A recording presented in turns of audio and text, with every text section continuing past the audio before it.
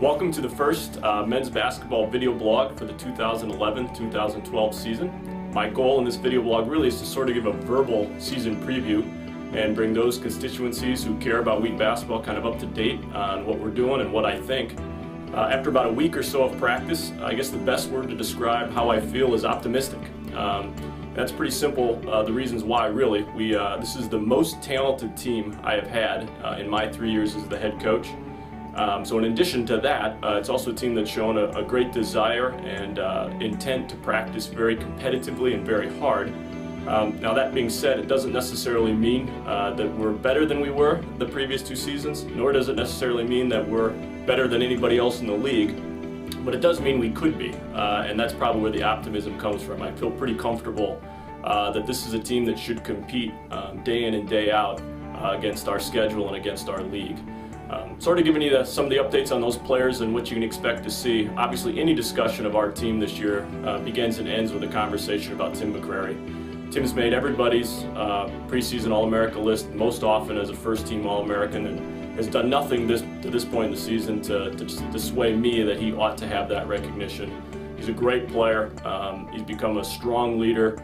The best thing about Tim as a basketball player is there's really no area that he doesn't contribute in at a pretty high level. And so I expect another fantastic season from Tim.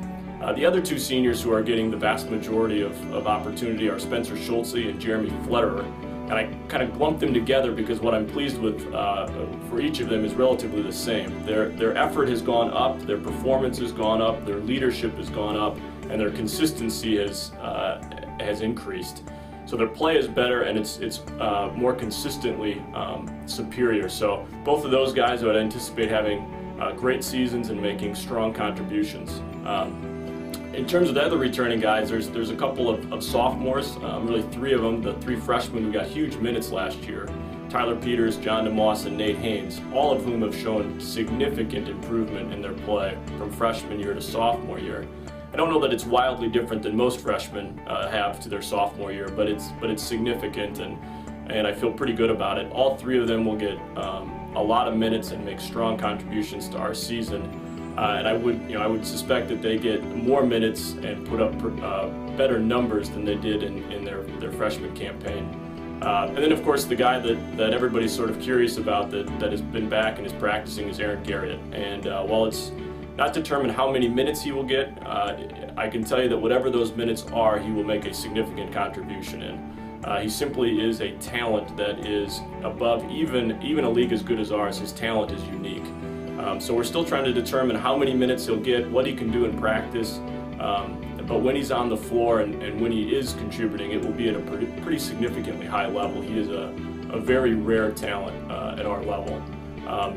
In terms of some newcomers that might have an opportunity to compete for playing time, some of our freshmen have a chance. Peter Smith, Caleb DeMoss, Joe Sikovic certainly have an opportunity. Michael Quam, back after an injury, will be another individual that will have a chance to compete for playing time. And then obviously there's a group of freshmen who are back as sophomores: Tad Fisher, Kyle Krogh, Billy Berglund, Spencer McCrary, all of whom have shown improvement as well. So you can kind of tell from this that the reason I'm optimistic is there are a lot of names to mention. I've got a lot of options and a lot of opportunities and places to go to get playing time. So sort of to summarize this early part of the season, I'm optimistic that this team could be very good. And the simple reason is we have enough talent.